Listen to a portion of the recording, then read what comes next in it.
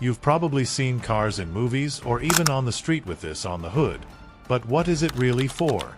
And why has it been such a hotly debated topic among connoisseurs? This and more will be discussed in detail today, so don't miss it. It is known as the shaker hood, but to understand its origin, we must first delve into the history of muscle cars. In the late 1960s, muscle cars became the ultimate symbol of power and speed on the road. These cars, characterized by large displacement engines and aggressive design, captured the imagination of a generation of young speed enthusiasts. One of the great challenges for manufacturers was how to make visible the power hidden under the hood. Thus, features such as mag wheels, wide tires and fender badges were born. But none of these solutions offered the visceral experience of seeing the engine in action.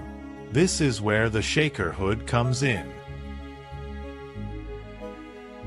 The first mass-production shaker hood was designed by Larry Shinoda for the 1969 Ford Mustang 428 Super Cobra Jet.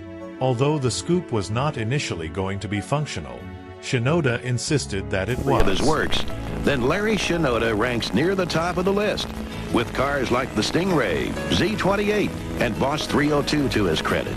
This scoop, mounted directly on the carburetor, moved with the vibrations of the engine, creating a visual and emotional connection between the driver and the power of the car. Interestingly, the term shaker hood was not used by Ford at its launch. They referred to it as ram air. This innovation not only provided a theoretical advantage, but watch out for this phrase of which we will go into more, a theoretical advantage in cold air induction, but it also became a symbol of high performance. Although Ford was a pioneer, soon other manufacturers such as Chrysler and Pontiac followed suit, offering their own versions of the shaker hood on iconic models such as the Dodge Challenger and Pontiac Trans Am.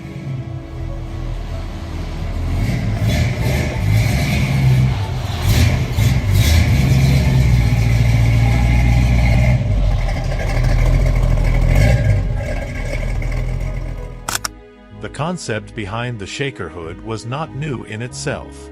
Since the 1950s, hood scoops had been a popular feature on high-performance cars, but the shaker hood took the idea to another level.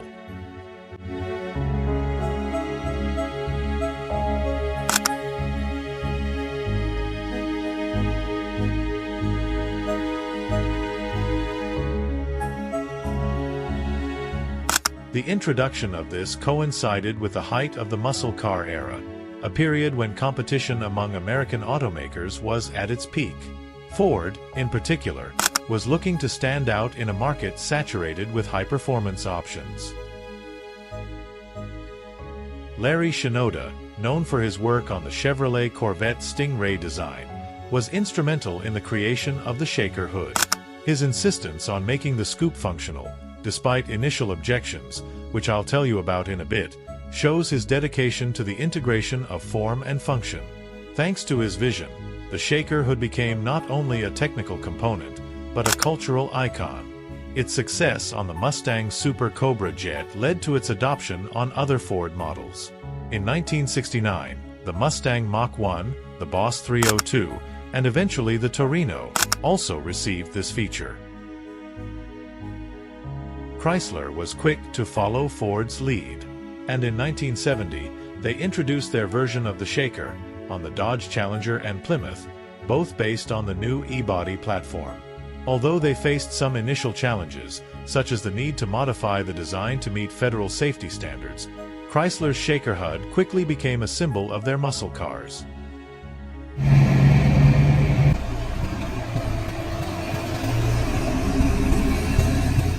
Pontiac, meanwhile, was the last to join the club, but did so in memorable fashion. The 1970 Pontiac Firebird Trans Am featured a version that would remain iconic well into the 1980s. Despite arriving late, Pontiac managed to make the shaker hood a defining feature of its brand, thanks in part to the popularity of the movie Smokey and the Bandit.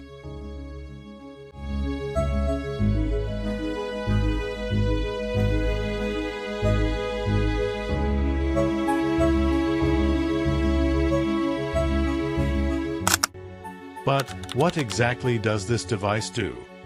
And how does it influence vehicle performance? First, let's understand the theory behind the shaker HUD. This scoop is mounted directly on the engine's carburetor, which means it moves along with the engine's vibrations. The main idea is the induction of cold air. Unlike the hot air under the hood, the cold air from outside is denser and contains more oxygen. By channeling this cold air directly into the carburetor, combustion is improved, potentially resulting in more power. However, the actual effectiveness of shaker hoods has been the subject of debate. In theory, cold air induction should offer a performance gain. But, in practice, the benefits were often marginal and difficult to measure accurately. Nevertheless, the shaker HUD offered a psychological advantage and a unique driving experience. The shaker HUD experience was not only exciting for the driver, it also sent a clear message to anyone near the vehicle. This component, which visibly shuddered and shook, indicated that the car had considerable power under the hood. It was a visual signal that this was no ordinary car, but one designed for high performance.